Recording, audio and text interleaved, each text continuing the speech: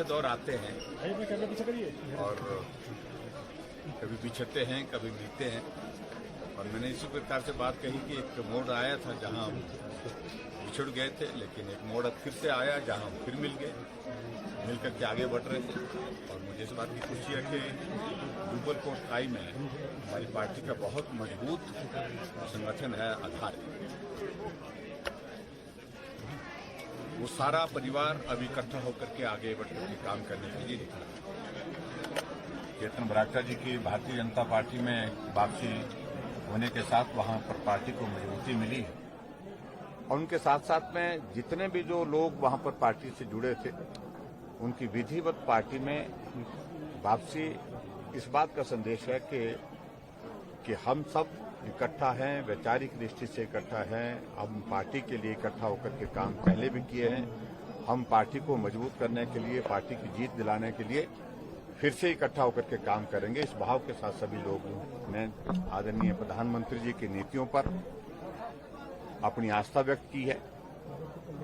और उनके साथ साथ में हमारे पार्टी के राष्ट्रीय अध्यक्ष जी के काम पर जो है आस्था व्यक्त करते हुए, उनके नेतृत्व पर आस्था व्यक्त करते हुए पार्टी के सब साथी हमारे पार्टी में शामिल होकर के एकजुट होकर के काम करने के लिए आगे बढ़ रहे हैं। सर, हिमाचल प्रदेश लोक सेवा आयोग के अध्यक्ष और सदस्यों की नियुक्ति को लेकर विपक्ष सवाल खड़े कर रहा है और कांग्रेस की राष्ट्रीय प्रवक्ता अलका लांबा ने कहा है कि सरकार चहेतों को रेवड़ियां बांटने का काम कर रही है। देखिए, कांग्रेस से नहीं पूछना हमने कि क्या करना है, वो अपना मार्गदर्शन अपने पास रखे। लेकिन इतना मैं जरूर कहना चाहता हूं कि बहुत जल्दी ये प्रक्रिया पूरी होगी। सर, बड़े-बड़े नेता नियमों के मुताबिक आपके ऊपर आरोप लगा रहे थे कि भाजपा के जो नेता है वो कांग्रेस में शामिल होंगे, पर अब देखा जा रहा है कि जो है कांग्रेस के यहाँ पर आ रहे हैं। सर, इसको किस तरह से देखते हैं? सर, देखिए, वो सारे बात कह रहे थे, हम कुछ कह ही नहीं रहे थे और कुछ कहे भी नहीं, बहुत कुछ हो गया। इस बात को कांग्रेस को समझना चाहिए।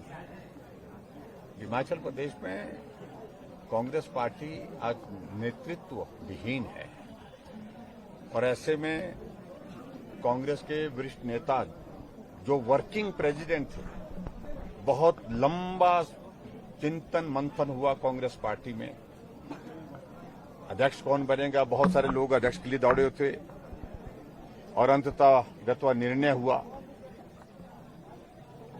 लेकिन अध्यक्ष के साथ 4 कार्यकारी अध्यक्ष बनाए गए और 4 कार्यकारी अध्यक्ष इसलिए कि भाई एक योजना बनाई गई कि इससे जो है वो पार्टी को मजबूती मिलेगी।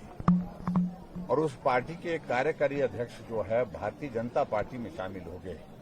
उस पार्टी के एक प्रदेश के उपाध्यक्ष वर्तमान में दोनों सिटिंग विधायक हैं, वर्तमान के विधायक हैं, दोनों भारतीय जनता पार्टी में शामिल हो गए। इससे साफ होता है कि कांग्रेस डूबता हुआ जहाज है और इस जहाज से सब लोग निकलना चाह रहे हैं, अपना जीवन बचाना चाह रहे हैं। अपने राजनीतिक जीवन की मैं बात कर रहा हूं। वो लोग उस तरह से ये भगदड़ मचेगी। आने वाले समय में अभी और भी ज्यादा देखने को मिलेगी। सर, दिल्ली के डिप्टी सीएम मनीष सिसोदिया के 20 ठिकानों पर छापेमारी की है सीबीआई ने, क्या कहना चाहेंगे? उनका कहना ट्वीट आया है कि ईमानदार सरकार है और कुछ भी नहीं मिला। देखिए, ईमानदारी के नाम पर उन्होंने बहुत कुछ कर लिया और जो एक्साइज का जो मसला है वहां पर, जिस बात को लेकर के वहां पर बड़े स्तर पर वहां पर घोटाले हुए हैं, उन सारी बातों को लेकर के वहां के लेफ्टिनेंट गवर्नर ने